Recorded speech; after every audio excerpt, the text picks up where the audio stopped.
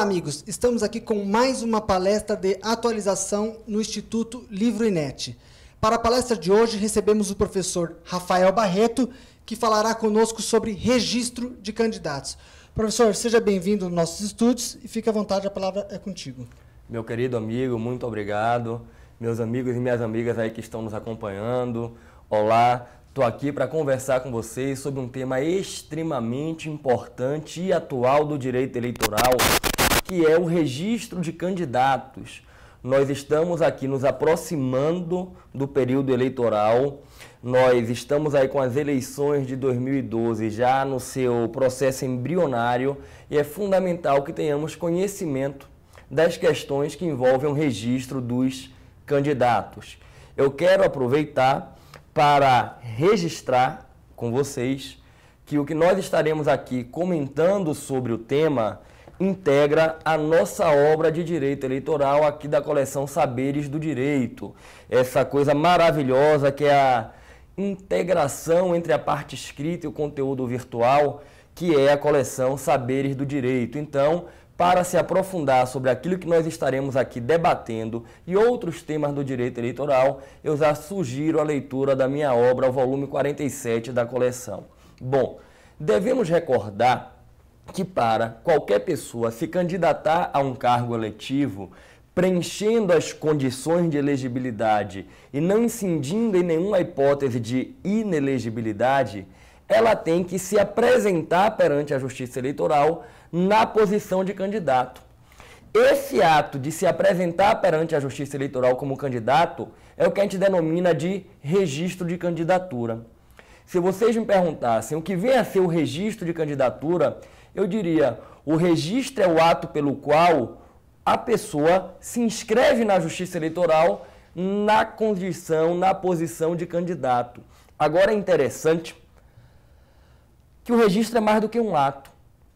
Ele, na verdade, é um procedimento, porque o pedido de registro ele vai ser objeto de apreciação judicial, ele pode ser impugnado, dando aí enseja uma famosa ação, que é a ação de impugnação de registro de candidatura.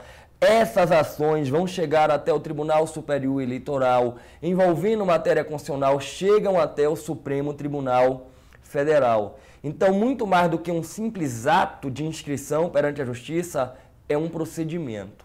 Bom, para que a gente possa deflagrar esta etapa do procedimento eleitoral, que é a fase do registro, é primeiro obrigatório cumprir uma formalidade prévia, que é a escolha do nome do candidato em convenção partidária. Preste atenção, nós estamos agora no mês de abril, adentrando no mês de maio de 2012, quando estamos aqui gravando essa palestra aqui para vocês. E você já deve ter ouvido aí falar no seu município de possíveis pré-candidatos. O pré-candidato a prefeito do partido X, o pré-candidato a prefeito do partido Y. Provavelmente já existem esses rumores no seu município. E eu não sei se você percebeu que todos têm essa cautela de mencionar que são pré-candidatos. Ninguém se apresenta ainda como candidato. Por quê? Porque formalmente ainda não são candidatos. Os candidatos são definidos nas convenções partidárias. As convenções partidárias, elas são realizadas de acordo com o que está na Lei das Eleições, que é a Lei 9504 de 97, no mês de junho. No período que vai de 10 a 30 de junho, os partidos políticos eles realizam convenções partidárias para a escolha de candidaturas. Essas convenções são assembleias gerais dos partidos. Os partidos reúnem os seus filiados para lá decidirem quais serão os candidatos. E é interessante registrar que nessas convenções partidárias pode ocorrer uma disputa interna no partido. Pode acontecer, por exemplo, de dentro de um mesmo partido, eu ter dois filiados que pretendam disputar a eleição de prefeito. Cabe à convenção partidária definir. Os pré-candidatos vão disputar entre eles no âmbito do seu partido. E aquele que obtiver a maior votação na convenção partidária é que vai ser homologado como o representante do partido ao pleito eleitoral.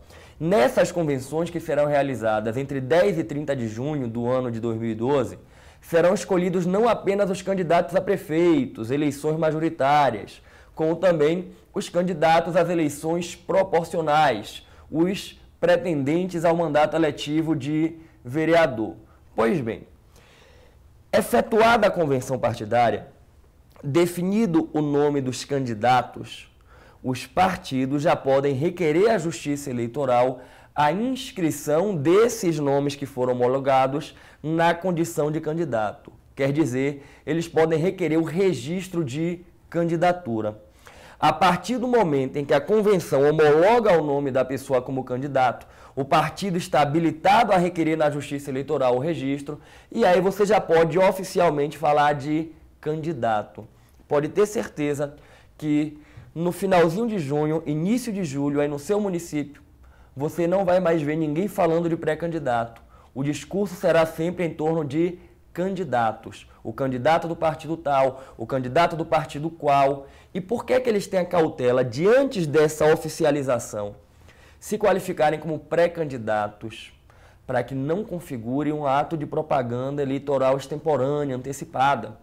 É muito complicado alguém que ainda não é candidato se apresentar como candidato, porque vai estar divulgando a candidatura antes do momento em que a legislação eleitoral permite, ok? Mas com toda certeza, finalzinho de junho, começo de julho, no seu município, o discurso vai ser um só: candidatos. Bom, escolhi os nomes, apresento na Justiça Eleitoral o chamado RRC, Requerimento de Registro de Candidatura. Algumas observações são importantes.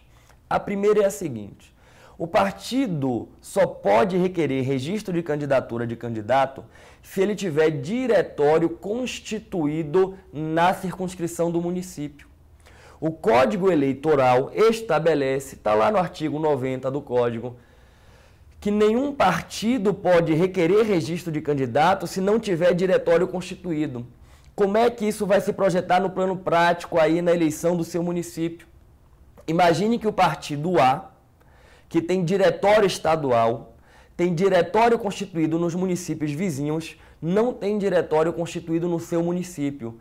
Ele não poderá lançar nenhum candidato, nem a prefeito, nem a vereador, porque é uma exigência da legislação eleitoral. O partido só pode requerer registro de candidatos se ele tiver diretório constituído na circunscrição do pleito. Aí você pondera: os partidos não têm que ter caráter nacional? A atuação dos partidos não se dá em âmbito nacional? Então, por que se exige o diretório municipal?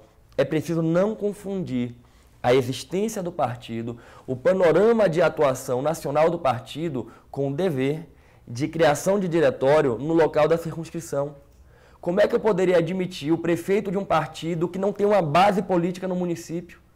Vereador de um partido que não tem uma base política no município?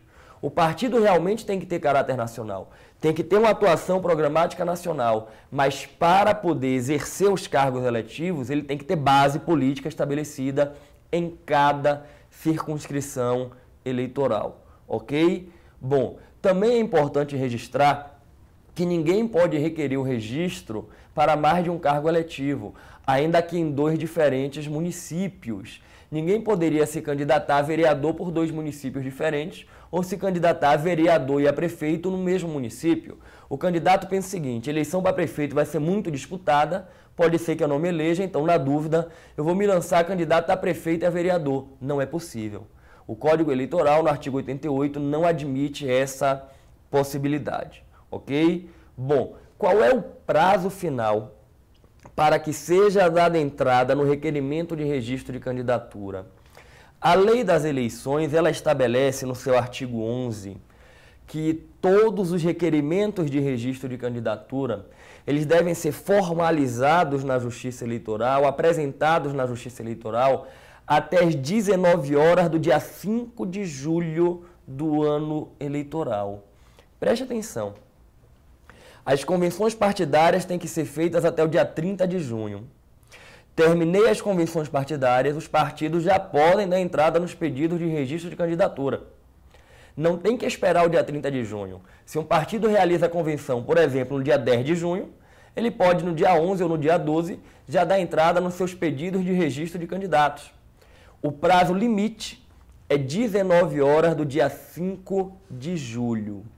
Bom, existem situações pontuais em que a Justiça Eleitoral vai admitir registro de candidatos após esse prazo. São 2 casos excepcionais.